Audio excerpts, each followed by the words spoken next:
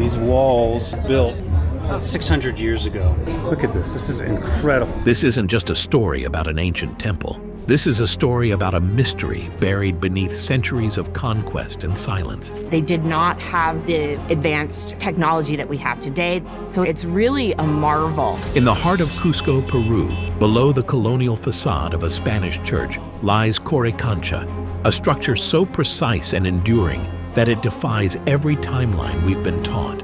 Carved from andesite with joints so seamless that they resist the passage of time. Absolutely incredible. They were able to put together these walls because today in modern times we would need like diamond saw blades and all sorts of other gadgets to make it this perfect. Coricancha isn't merely Incan.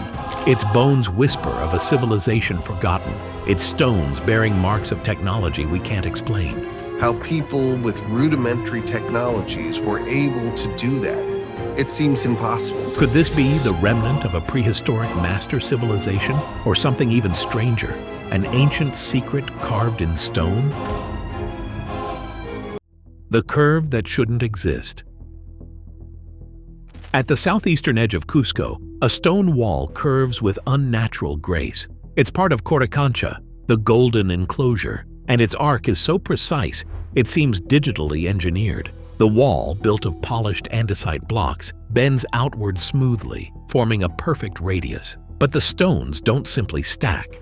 Each one is carved individually to follow the arc's radial lines. No mortar, no gaps, just precision. This is not typical Inca craftsmanship. It's more complex, more refined. The blocks, some over a meter tall, fit so tightly that even a razor blade can't slip between them. On the wall's reverse side, square knobs protrude, placed symmetrically. They don't appear decorative. Instead, they resemble connection points, as if something once interlocked with them. Modern engineers admit such precision would require 3D modeling and high-resolution cutting tools. Yet this wall predates modernity by centuries, if not millennia. Its design seems impossible by known ancient methods. The arc isn't just beautiful, it's functional. Its convex stones enhance seismic stability, making it quake-resistant. Every block, every angle, serves a purpose. It's not just architecture, it's engineering. Who built this? And more importantly, how?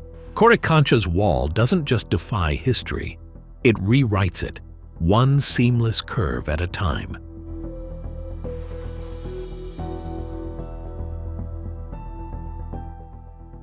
Stone that remembers fire. Peer into the joints of Coricancha's walls, and something unsettling emerges. The seams are more than tight, they're fused. In certain sections, the andesite stones have a glossy finish, as if they have been welded together. This phenomenon is called vitrification. It requires extreme heat, far beyond what Bronze Age cultures could produce. The joints themselves aren't straight. They zigzag, curve, and interlock, increasing the friction and resilience between blocks. It's not only visually impressive, it's functional. Earthquakes can't separate these stones. They're locked by design. But how was this achieved? Andesite is incredibly hard. Traditional tools would struggle to shape it, let alone melt its surface. Some researchers believe high-temperature fusion or even unknown forms of energy may have been used. Others speculate about acoustic tools using sound frequencies to manipulate stone. Whatever the method, the result is beyond explanation.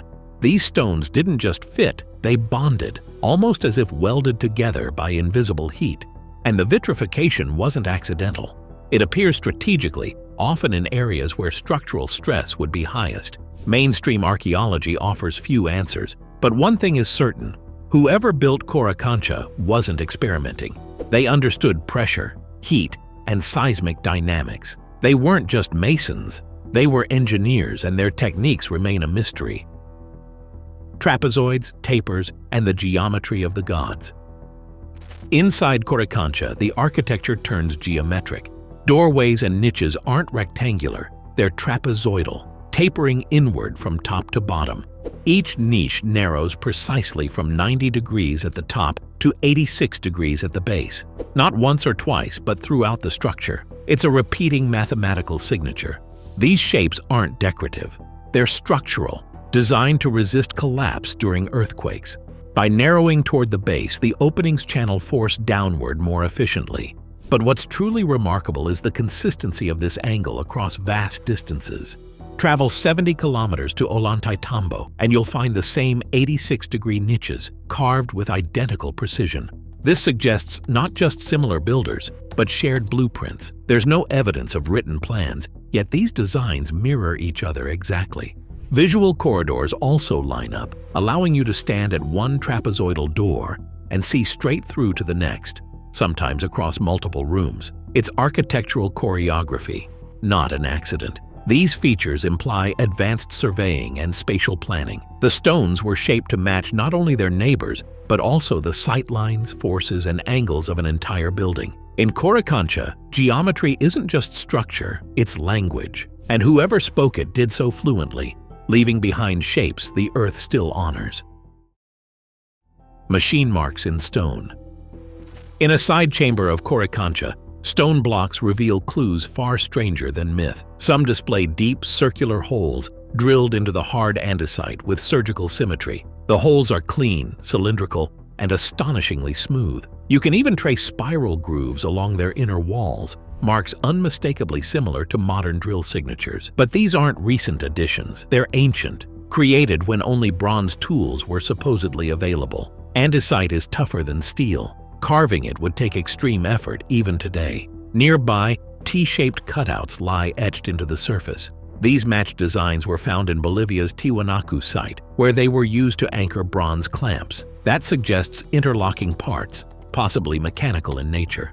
Other blocks contain unusual channels or sockets, such as connection ports. Some believe they were part of a hydraulic system, with water once flowing through pipes carved directly into stone. The precision hints at a level of planning beyond ceremonial design, perhaps a technological function that has been lost to time. The possibility of machines, advanced tools, or forgotten materials haunts every groove. These aren't the byproducts of hammers and chisels. They're blueprints, frozen in stone. Whatever civilization left them, it wasn't improvising. It was calculating, refining, and building with a sophistication we're only beginning to understand.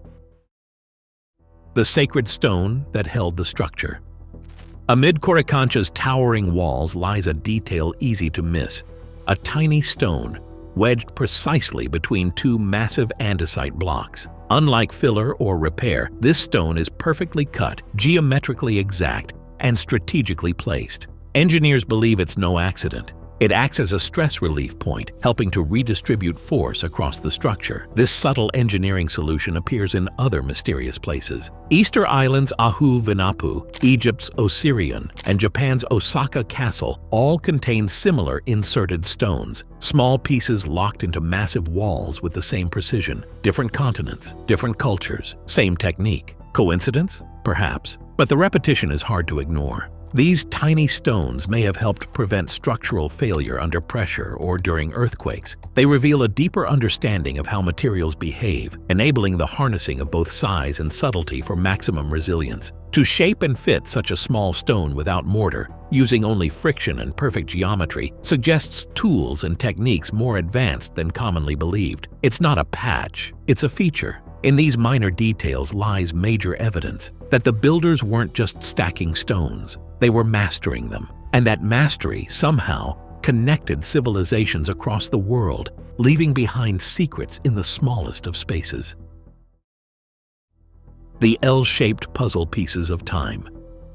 At Qorikancha's corners, a hidden innovation lies in plain sight. L-shaped stones that don't just meet, but wrap around walls in single, unified blocks. These aren't two stones fitted at a right angle. They are one piece, carved to bind adjoining walls with structural cohesion. This technique strengthens the temple against earthquakes by distributing force across a single, continuous form. Modern builders recognize this as advanced bonding, rare even today. Yet these ancient stones bear no signs of trial and error. They are clean, intentional, and repeat across multiple corners. The same technique appears around the globe, from Egypt's Osirian to Japan's Osaka Castle. Creating such shapes in hard andesite would be difficult even now. Bronze tools couldn't carve these angles with such precision. That opens the door to deeper questions. Could ancient engineers have employed methods we've forgotten, such as chemical stone softening, abrasion by sound, or a moldable stone process? Mainstream theories stop short of explaining how, but the result remains: unshakable corners, unified walls, and a structure that's endured centuries of quakes without crumbling. These puzzle pieces weren't decorative. They were purposeful, a testament to a design language that whispers of lost knowledge. And their presence suggests the builders weren't experimenting. They were executing a plan we've yet to fully understand. The Sun Temple that caught fire without burning. Before the conquistadors melted its treasures, Qorikancha shone with divine brilliance. Its name means golden enclosure, and it lived up to that name. Its outer walls once were plated in gold sheets that reflected sunlight so intensely that the temple seemed to glow like fire. It wasn't just a temple, it was a spectacle of celestial worship. Inside stood a great golden disc representing Inti, the sun god. Placed high on the eastern wall, it caught the first rays of the June solstice. At that moment, the chamber was illuminated with a golden light, marking the Inca New Year and initiating sacred ceremonies. Some chroniclers claim the disc reflected sunlight deeper into the temple, illuminating hidden passages or symbolic chambers aligned with astronomical patterns. Spanish invaders didn't just conquer the Incas, they also attempted to eradicate them. They stripped Coricancha of its gold, melted its sacred objects, and built a Christian convent over its bones. But they couldn't destroy the stone beneath.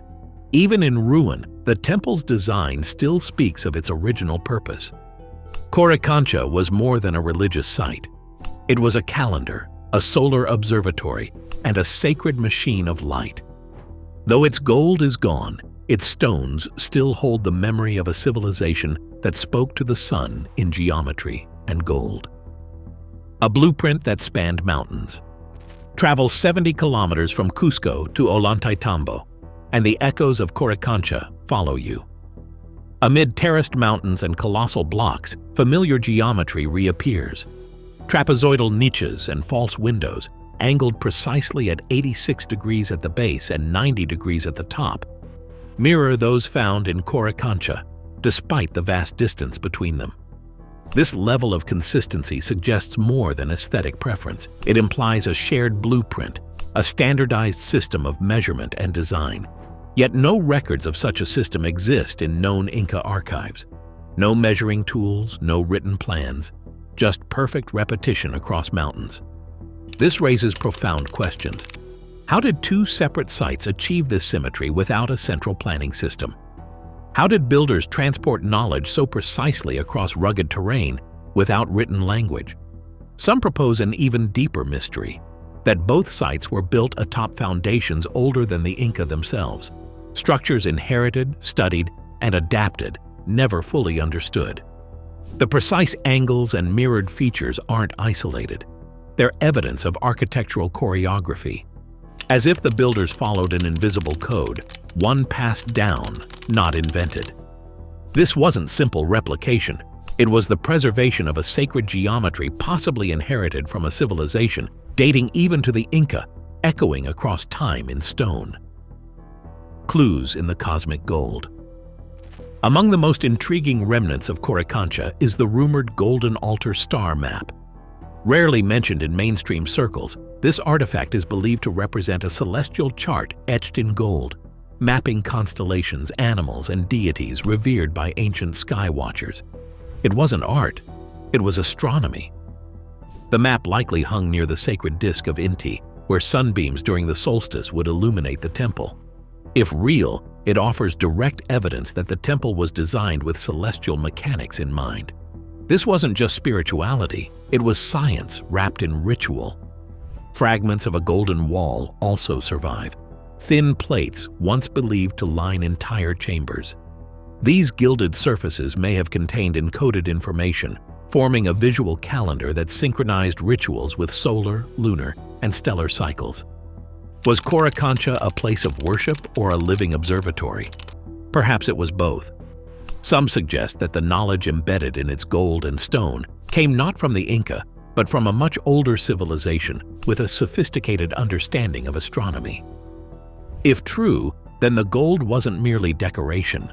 It was data, glinting with meaning. The temple was a machine for measuring time and tracking stars, built by people who saw the sky not as myth, but as a map. inheritance from a forgotten world. When Spanish chroniclers documented Qorikancha, they noted something odd. The Incas themselves claimed they hadn't built its oldest parts. The finest stonework, seamless, earthquake-proof, and impossibly precise, was already there. They inherited it, and they weren't alone. This same phenomenon echoes across the Andes. At Sacsayhuaman, Ollantaytambo, and Machu Picchu, the most advanced structures predate Inca additions. The Incas modified these sites, but the foundations came from an older hand, an unknown builder whose skills rival modern engineering. Could this point to a prehistoric Andean civilization, a lost people with knowledge of vibration, geometry, and stone manipulation? Perhaps they were wiped out by a cataclysm at the end of the last ice age. Survivors may have passed fragments of their knowledge down through oral tradition. What's striking is the global resonance.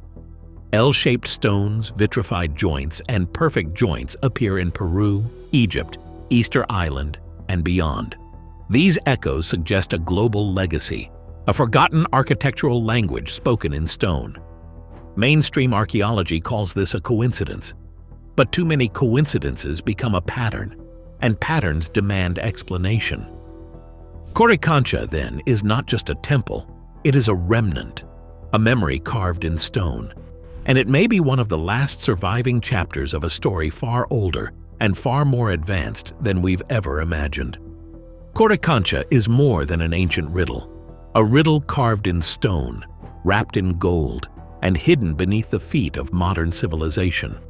Its seamless joints, cosmic alignments, and whispers of forgotten science invite us to question everything we know about history. Perhaps the true builders are gone, their names lost to time, but their legacy remains, immovable, undeniable, and strangely familiar. If we look beyond what we're told, we might find not just a forgotten temple, but an entire chapter of humanity erased by time. And in that silence, we may rediscover who we are and who came before us.